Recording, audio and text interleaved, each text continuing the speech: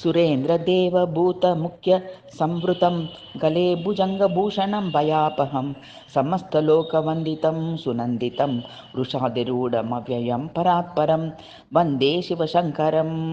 अनाथनाथमर्कदीप्तिभासुरं प्रवीणविप्रकीर्तितं सुकीर्तितं विनायकप्रियं जगत्प्रमर्दनं निरग्रजं नरेश्वरं निरीश्वरं वन्दे शिवशङ्करं पिनाकहस्तमाशु पापनाशनं परिश्रमेण साधनं भवामृतं स्वरापगाधरं गुणैर्विवर्जितं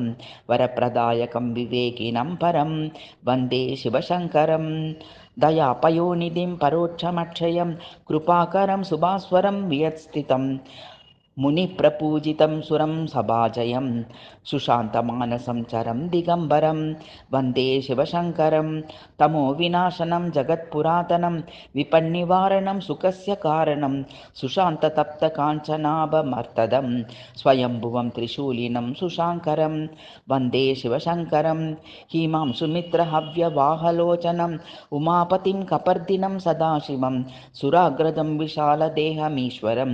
जटाधरं जरान्तकं मुदाकरं वन्दे शिवशङ्करं